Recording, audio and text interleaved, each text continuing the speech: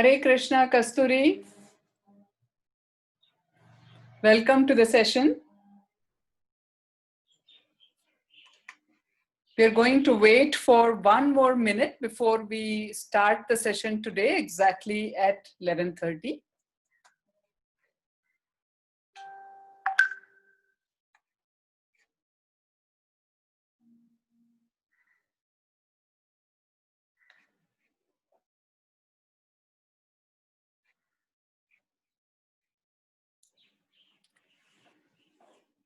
In the meantime, if you have any questions from your side, you can feel free to post it in the chat section. And as soon as I finish sharing a bit of information on Sri Guru from Srimad Bhagavad Gita, I will be taking on any questions that we may have during the session.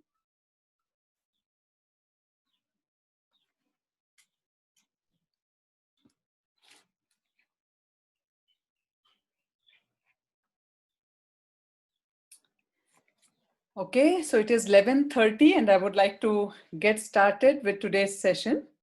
Today, friends, as you know, is what we call as Guru Purnima.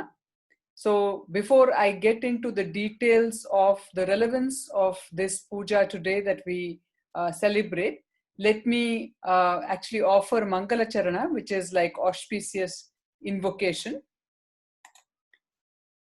Om Ajnana Timirandhasya Jnananjana Shalakaya Chakshur Unmilitam Yena Tasmai Shri Guruve Namaha, which basically means I offer my obeisance unto my spiritual master who has opened my darkened eyes that were blinded by ignorance with the torchlight of spiritual knowledge.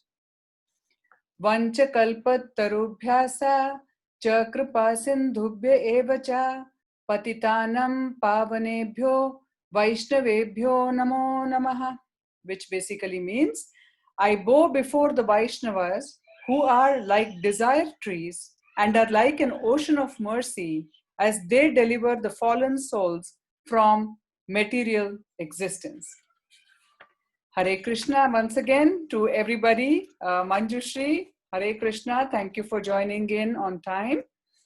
So what I thought we will do today, friends, is to read out a few sections about Sri Guru from Srimad Bhagavad Gita that actually gives us a bit more clarity than probably what we have about Sri Guru, how to know who is a real Guru.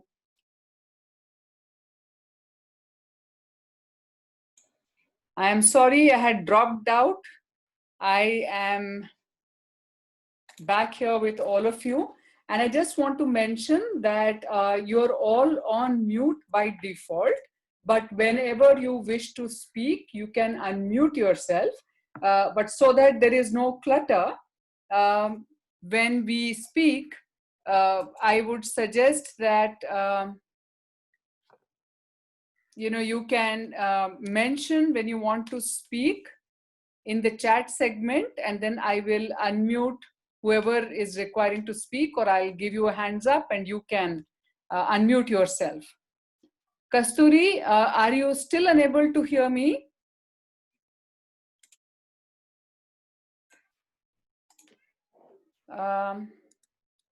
Manjushri, are you able to hear me?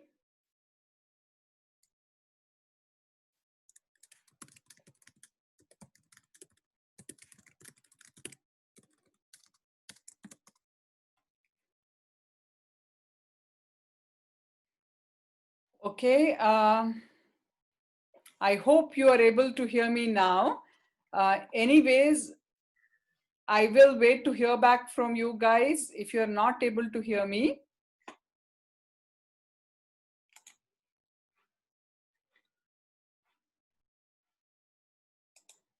And in the meantime, I will just start reading the portion that I wanted to read.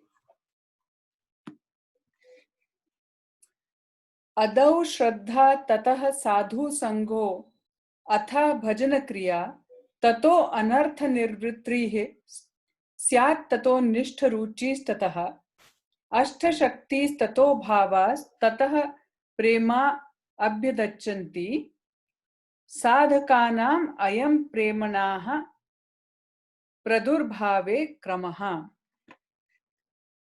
Thank you, Manjushri, for reverting back. Good that you are able to hear now. So I just wanted to stress on this shloka, which we have touched upon in one of our sessions earlier. The development of transcendental love begins with Shraddha or faith. Shraddha leads one to associate with spiritually advanced persons or have sadhu sangha. In the association of sadhus, one receives siksha or instructions on how to approach the absolute truth, and gradually one is initiated into this process. This is called bhajana kriya.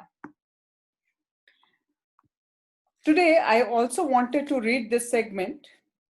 In material existence, the living beings are wandering throughout the universe in different species of life, experiencing happiness and distress according to their karmas. Brahmanda Brahmite Kona Bhagyavan Jiva Guru Krishna Prasade Paya Bhakti Lata Bija. This is mentioned in Chaitanya Charitamrita, Madhya Leela. Out of millions of wandering living beings, one who is most fortunate gets an opportunity to associate with a liberated person or guru by the grace of Krishna. By the mercy of Krishna and the Guru, such a person receives the seed of the creeper of bhakti. So the relevance of a guru in one's life is being mentioned here. Another segment that I just wanted to read is actually verse 34 from chapter 4. Tad vidhi pranipatena praniprashnena sevaya upadekshanti te jnanam jnaninas tattvadarshinaha. So this is Lord Shri Krishna in Bhagavad Gita chapter 4 verse 34 talking to Arjuna and explaining to him which is the highest form of knowledge and how one should go about acquiring it.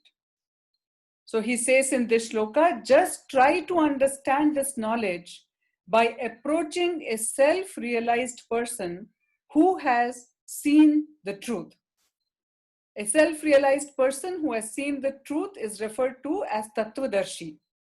Make submissive inquiry and render service unto him. This is very important, friends. Many of us try to go to a master and with a mood of, almost challenging. That is not the right attitude as mentioned here. If you are really wanting to find a guru and acquire the real knowledge from such a guru, then our attitude has to be submissive. Hare Krishna, Dr. Rupa, thank you for joining. The Tattvadarshi or the seer of the truth will instruct you and give you initiation into this sacred path. So one more very important thing here is many of us try to argue, I don't need a guru. I can read the scriptures. I have my own self-realizations. So I have a direct connect with God. Therefore, I don't need a guru.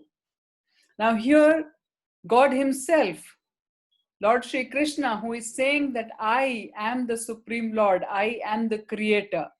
He is actually making a statement here that if any one of us want to approach the path of self-realization and acquiring the spiritual knowledge, then the right way to go about it is to find and accept a spiritual master or a guru. As per the understanding of advanced students and masters of Bhagavad Gita, Shri Krishna's instruction in verse 34 is that one should try to understand the truth by approaching a Tattvadarshi, one who has seen the truth, with an attitude of submissive inquiry, pariprashna, and service, seva. This is another aspect that we should remember. It is not just enough to go and, intellectually try to understand these things. The method that is being mentioned to be adopted in the process is to find a guru, surrender unto the guru, with the right submissive attitude, go and ask the questions that you have, but also, very importantly, serve the Guru. Being satisfied by such submissive inquiry and service, the Tattvadarshi will instruct and initiate the disciple in the sacred science of yoga. Now, why is this important? Many people, just for, the sake of, I would say, a trend or a fashion nowadays, say, I too have a guru. I too go to an ashram like this. I too am a disciple of so and so.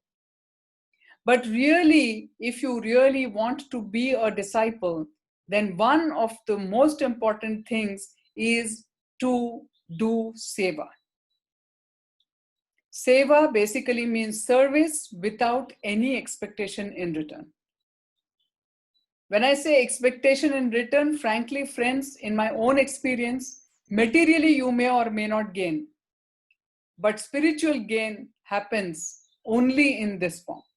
There were times when I was thinking, I'm so busy doing my bit of the seva that I'm not able to chant as much as I would want to, or has been recommended, or I'm not reading enough of the sacred scriptures, or spending time in memorizing so many slokas like I see a lot of my other god brothers and god sisters do.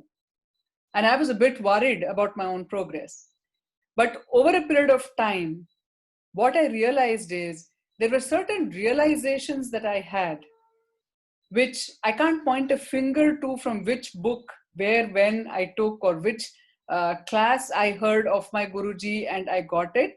But the realizations sometimes were much deeper for me than for many others around me who knew the scriptures by heart much better than me.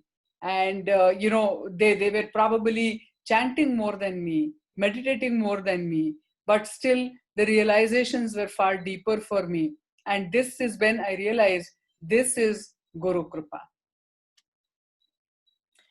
Guru Pada Shrayas Tasmat Krishna Diksha Dishikshanam Vishrambhena Guroha Seva Sadhu Vartamanu Vartamanam. Firstly, one must surrender at the feet of the Guru, receive training from him by accepting spiritual initiation and instructions regarding Sri Krishna, serve the Guru with affection and follow in the footsteps of the sadhus. This is mentioned in Bhakti Rasamrita Sindhu. As the representative of Krishna, the Guru or Acharya's instruction should be heeded. Now, many people try to judge a Guru by his behavior. It is not that a Guru needs to have a civilized behavior or a behavior as per our personal liking. The behavior, his vakya, his shabda, his behavior, his speech, everything should be in line with what is mentioned in the Shastras about a Guru. Now, for this, sometimes we need to have some basic information and knowledge about what the Shastras say about such things. Then, to some extent, we will be able to judge that person who we wish to take as a Guru. He has to be self-realized. He has to be in that, plateau, which is a bit different than all of us. He has to be away from attachments and detachments and all these three modes of material nature that we were talking about in our earlier sessions. It is not about, trying to be like the Guru. It is about heeding the instructions given by the Guru. This is the same for the Lord. Many times I hear some of the silliest arguments like, what's wrong in flirting with women? After all, Krishna also used to have his Rasalilas, or he had married so many. Before we equate ourselves to Lord Shri Krishna, we need to know who he is. And if we have similar qualities to what he has in every other aspect, then sure, go ahead and do what he is doing. Otherwise, we are supposed to heed the instructions given by him for us and not try to imitate him in any aspect. The genuine guru is a representative of Krishna or Paramatma and is of two types, Diksha and Shiksha. The Diksha Guru gives initiation and accepts the student or disciple as a member of the Parampara. So one has to be, the Guru that you accept has to be coming from a particular Parampara, and we'll try to get to that shortly, what it means. And a Diksha, that means a Guru who is already in that lineage has to give you the admission to become a part of it. We cannot force our entries into these things ourselves. Such initiations are not secret and are held in plain view of the public, but at the initiation ceremony, the disciple receives the Mahamantra and Gayatri mantras for meditation. The Shiksha Guru is one who imparts practical instructions to the disciple for the progressive advancement in self-realization. So one should have ideally one Diksha Guru. So after you decide which is a school of thought, philosophy, parampara that you want to be a part of, you should go and surrender yourself and accept and ask the Guru to accept you and take Diksha. So that person becomes your Diksha Guru. But other than him, there may be many individuals, devotees who actually would take the place of Shiksha Guru for you. At times, Diksha Guru and Shiksha Guru could be same, or in certain instances, up to certain point. But in one's life, usually, there are many Shiksha Gurus, but one Diksha Guru. But at the initiation ceremony, the disciple receives the Mahamantra and Gayatri mantras for meditation. The Shiksha Guru is one who imparts practical instructions to the disciple. Yeah. For the progressive advancement in self-realization. The function of Diksha and Shiksha may be performed by the same Guru or by different Gurus, but in any case, both the Diksha and Shiksha Gurus must be representatives of Krishna. Thus, one should see the Guru as non-different from Krishna and should offer him all respect. Krishna confirms this in Srimad Bhagavatam as follows. Acharyam mam Vijnaniyan Navamanyeta Karhichit Na Martya Buddhya Shuyeta Sarvadeva Mayo Guruhu. One should consider the Acharya or Guru as non-different from myself. This is Lord Shri Krishna saying, and never show any disrespect towards him. One should not envy him, nor consider him to be an ordinary person, as he is the representative of all the demigods. Before I go further, I see that, I saw that Dr. Rupa had raised her hand, but then I see that that was a mistake. That's okay. So I'll continue. But as and when anybody has a question, please do raise your hand in the chat box, and I will be able to call upon you, and you can read out your own question. This is the Guru-disciple relationship that has been accepted since time immemorial. However, the question arises as to who is a Guru? What are the qualifications of a Guru? It is clear that the disciple's mood should be one of eagerness to know the truth accompanied by submissive inquiry and service. But what of the Guru? What are his qualifications? The Bhagavad Gita says that the Guru must be one who has seen the truth, or a Tattvadarshi, and who knows the science of Krishna consciousness. This presupposes that the Guru is himself a disciple of the previous Guru. This is known as the Guru Parampara or the Guru-disciple succession. Bhagavad Gita sets the standards to acquire entrance into knowledge of the absolute truth and what that truth is. Krishna is the principal speaker of the Bhagavad Gita, and therefore the Guru must be necessarily in the Parampara of Krishna. The first qualification of the Guru is that he must be in an authentic Parampara, and he must teach his disciple the principles and conclusions of Bhagavad Gita. There are 4 Paramparas, and one should learn the philosophy of Bhagavad Gita from one of those Paramparas. Shri Baladev Vidyabhushana has mentioned these 4 Paramparas in his book Prameya Ratnavali. So I will skip the Sanskrit part of it and I will read the translation so that we save on some time, friends. That mantra that is not received in a disciplic succession does not produce any result.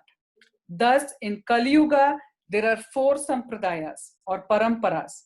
They are the Shri, Brahma, Rudra, and Sanaka sampradayas.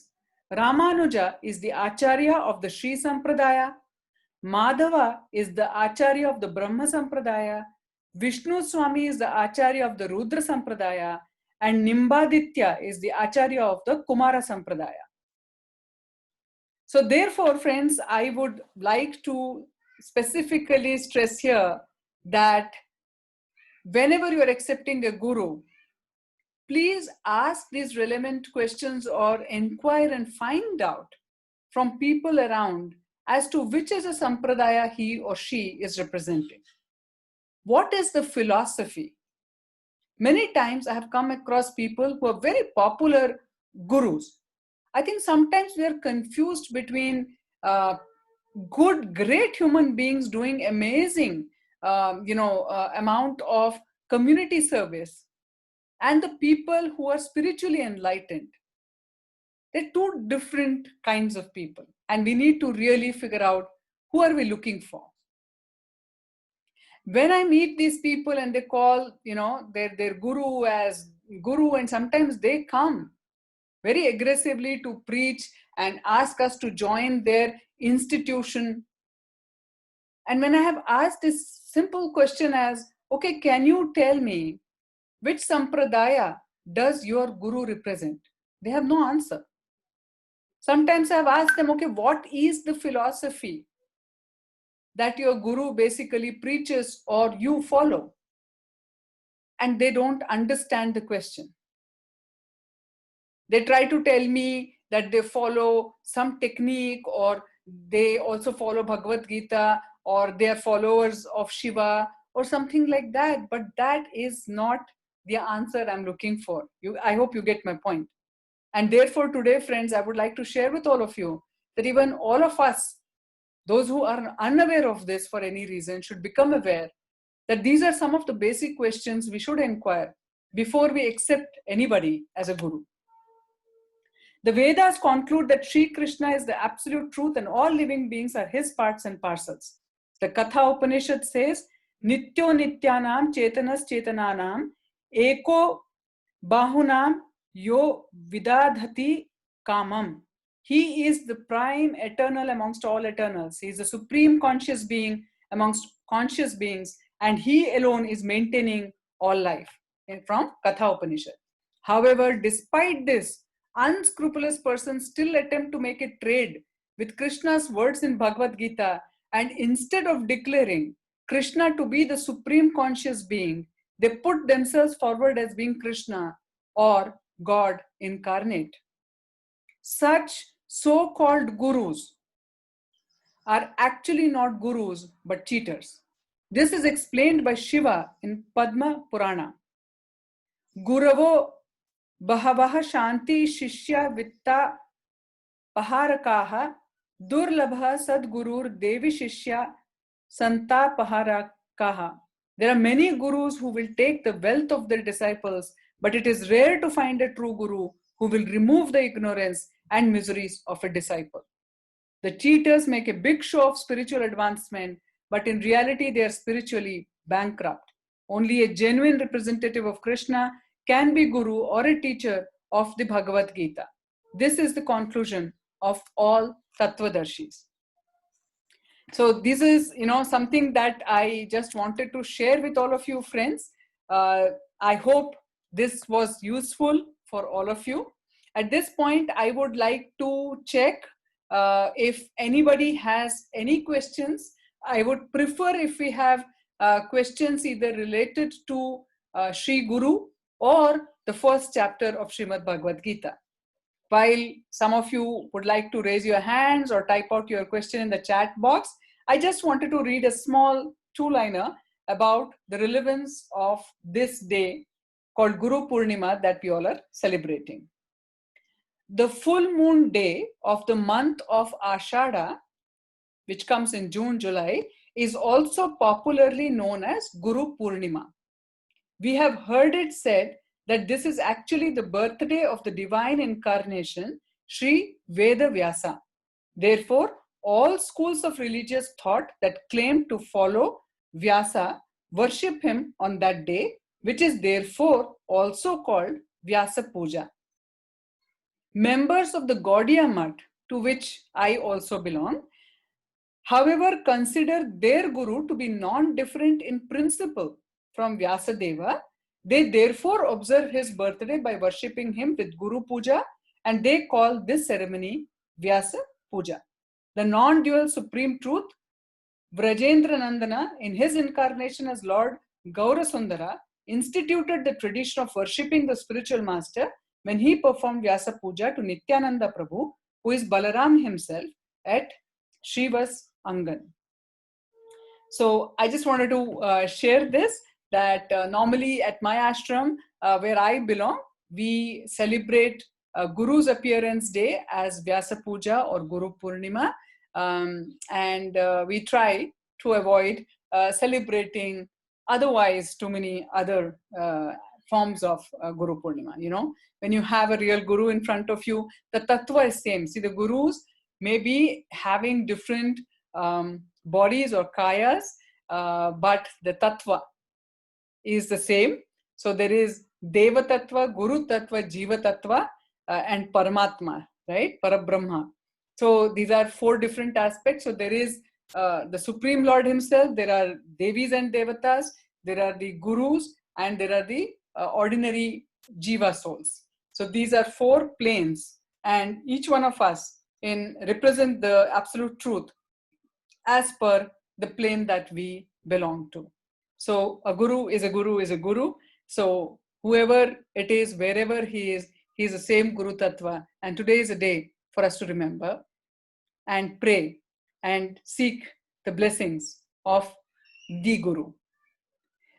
Of course, Lord Shri Krishna or Brahma is considered to be the Adi Guru, and therefore we can also pray to the Lord to actually give us his blessings and direction, and he will then send his representative in whatever form he feels appropriate to us to take things forward.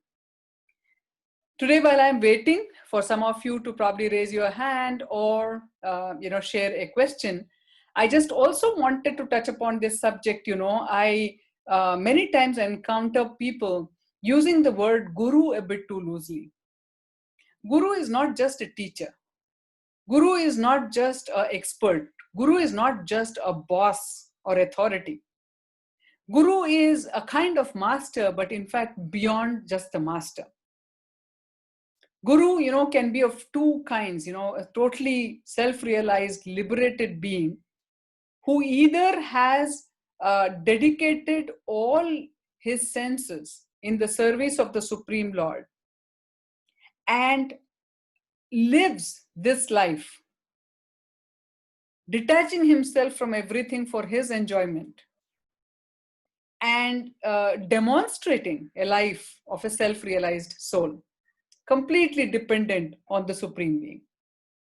The other kinds are those who take the responsibility of dedicating everything that they have in the service of the Supreme Lord, and in a sense use everything that they have or everything that is available in this material world to them to spread the message of the Supreme Lord, thus delivering many people like us from this bondage of birth and death. So they are the people who preach, they are the people who take the role of a guru for a disciple and accept, disciples and become a guru. But otherwise you will see people who go away and detach themselves from these worldly affairs and renunciate everything and just live a life of a self-realized soul. Both have things to give us, and we can take things from both. But I think the tougher one is the one who decides to go through a lot of hardships in order to share the I would say, Amrita that he has tasted with all of us, because he feels the pain that we are going through, whether we realize it or not. Many of us think, that we, we are good and we are comfortable, we are happy, we don't have any complaints. Thank you, God. But frankly, this is not a good state to be in. That means we continue being entangled, and that may not be necessarily nice for our soul in the eternal journey. Great. Dr. Rupa, excellent question. What you're asking is, parampara to be followed is a must or not? Kindly explain. It is an absolutely must. And I'll tell you a few, reasons that makes a lot of logical sense. Parampara is like saying that, first of all, the spiritual science itself is saying that there are 4 paramparas, and any guru has to represent one of the 4 paramparas. So simply we have to take it as it is. But also, why is it important is, there is a way that one has to receive the knowledge and then pass on the knowledge. There is a process. If one is not following that process, you can never be sure of where and what knowledge that person is, sharing. Many people say, I just had this enlightenment one fine day. I got up, I was sitting under that tree, I was here, I was there. Great, maybe. I'm not saying God cannot bless anybody like that. There are blessed souls like that. But even that should be getting credibility from one of the paramparas. That is like saying, you might study everything that you need to study online through open sources, but somebody has to still certify what you know. So, absolute must. Thank you, Manjushri. Good to know that you found the explanation of Guru good. Any other questions, friends? We have another 8.5 minutes to go before we end the session. Dr. Rupa, would you like to ask anything? Okay. I think that is what you wanted to ask. Thank you. I see a few, at least one new person joining us today, Amy Matin. Welcome, Amy. And I hope what we are talking today is making sense to you. And if you have any questions from what we have discussed so far, please do feel free to ask. Yes, Manjushri, I see you have raised your hand. You can ask your question. If you want to speak, you can just unmute yourself. You can also put your camera on if you want to speak live.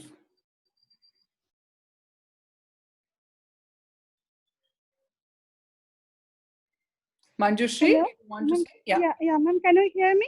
Yes, I can. Hello? Yes, Manjushri. Yeah. Yeah, ma'am, can you explain that for a daily regular, less like normal person, chanting is good for us. Everybody says that chanting is good for us. So nowadays we are very busy and doing lot of work, household work and other works also.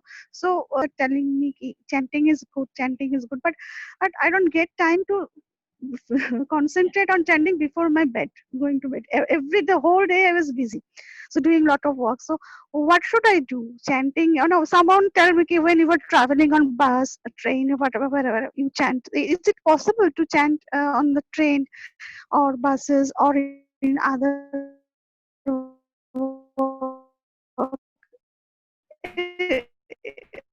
Yeah, I get your question, Manjushri. Very practical and relevant question. I'm asking just these questions. Yes. So I will, attempt to what answer is this. the correct time for chanting? Right. So basically, this is the beauty of the Mahamantra that Chaitanya Mahaprabhu shared with all of us.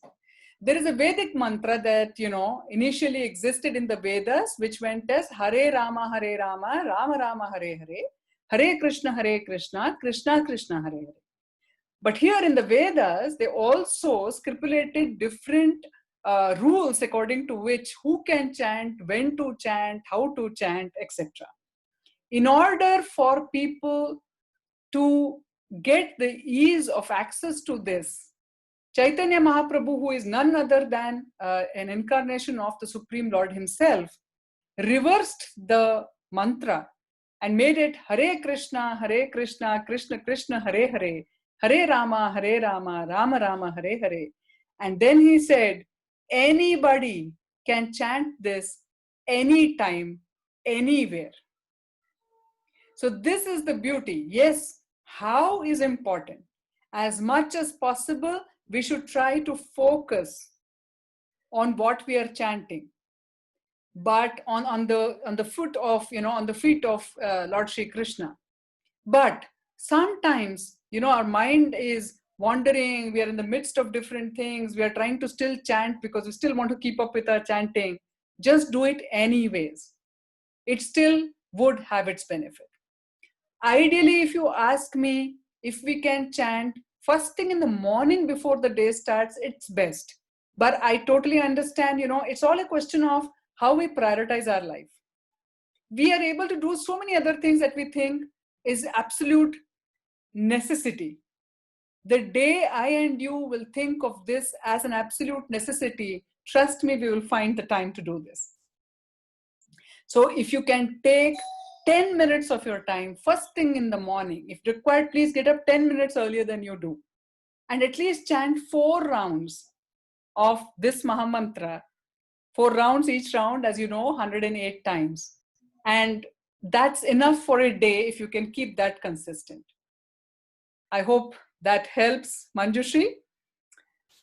So with this, friends, we are coming to the end of this session. I thank you all for joining in. Thank you, ma'am. Thank you, Manjushri. Thank you, ma'am. Thank you, ma'am. Thank you. Thank you. I'll end the session now. And I look forward to seeing all of you. Hare Krishna. Hare Krishna. Happy Hare Krishna.